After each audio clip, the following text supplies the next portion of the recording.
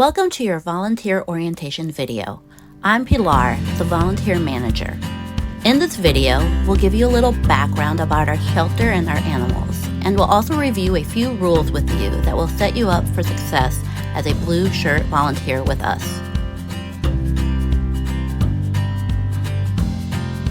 In 2002, Friends for Life opened and brought the no-kill movement to Houston. Believe it or not, this was a radical idea when we did it. No-kill is now the standard in sheltering. 20 years later, we're at it again with another radical idea, that we can't just focus on the animals inside our walls, but must bring our work out to our community. There's a radical shift that needs to happen, which embraces that the primary power of what we do now takes place beyond shelter walls and into our community. This shift is reaching outward and meeting folks where they are. We need to embrace the people part of the equation as much as the animals. So instead of just waiting for animals in need to come pouring into our shelter, we are going outside of our walls to help people care for the animals they love. This includes a 365-day-a-year pet food bank, TOS services, which stands for Thinking Outside the Shelter, professional behavior services, and trap-neuter return services for community cats. We give it away without qualifying people for location or income.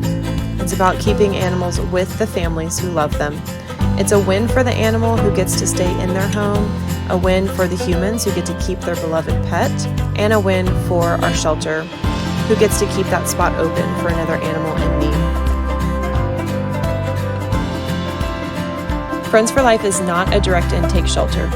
We are a private foster-based shelter, which means around 80% of our adoptable cats and dogs live off-site in foster homes.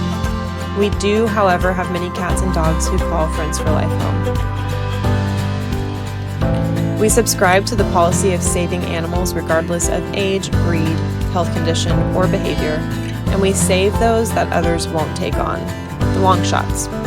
In fact, more than 75% of our animals would be deemed unadoptable at other shelters. We practice force-free, fear-free training with all of our animals and work to earn their trust. This means no shock collars, prong collars, or any other aversive training methods. We want to keep their environment as low stress as possible for them, which means asking the dogs and cats for consent prior to interacting with them.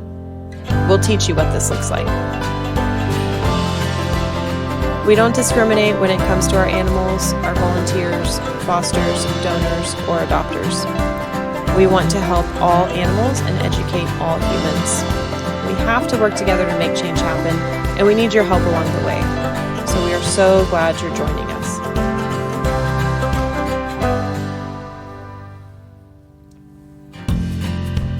The animals we enroll into our program either come from other shelters in the Houston or surrounding areas, from owner surrenders, or from animals who are found on the street. If an animal is found, an enrollment form must be completed on our website. This rule applies for everyone, including our staff members. If an animal is enrolled into our program, they're ideally placed into a foster home, and their picture and bio gets posted on our website.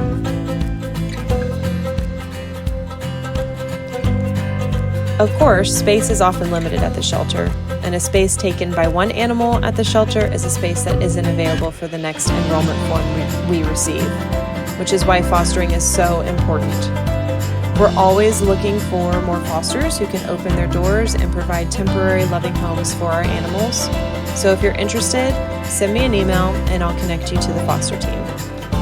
Bonus, you can log foster volunteer hours too.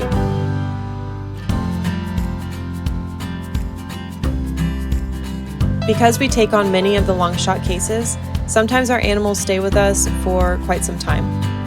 Regardless of if the animal is in a foster home or at the shelter, regardless of how long they've been at the shelter, our animals are available for adoption. The adoption process starts with an application. Then our wonderful team of adoption counselors call them for a short phone interview. If they're approved, the adoptions team will arrange a sleepover for 7 days with the animal. If it works out, great. If not, their application is good for 6 months. We ask you to show up on time for your shifts and stay through to the end of your shift. We also ask that you sign up for a minimum of 1 shift per month. We require all volunteers to wear their blue volunteer shirt and their name badge during their shifts, as well as closed-toed shoes. Please make sure to log your volunteer hours that you worked. This is for a few reasons. 1, it keeps your volunteer account active. 2, it makes you eligible for certain achievements and milestones. 3, it helps us track data in each volunteer department. And 4, it helps us become eligible for more grants. Please follow the 6 feet rule when you see a dog passing through the shelter. Shelter life can be stressful for dogs, and meeting strangers in the hallways can add to that stress. So always give at least 6 feet of space between you and the dog, and turn away from them when you see one coming by. Here's what it'll sound like when a handler is entering or exiting the shelter with a dog.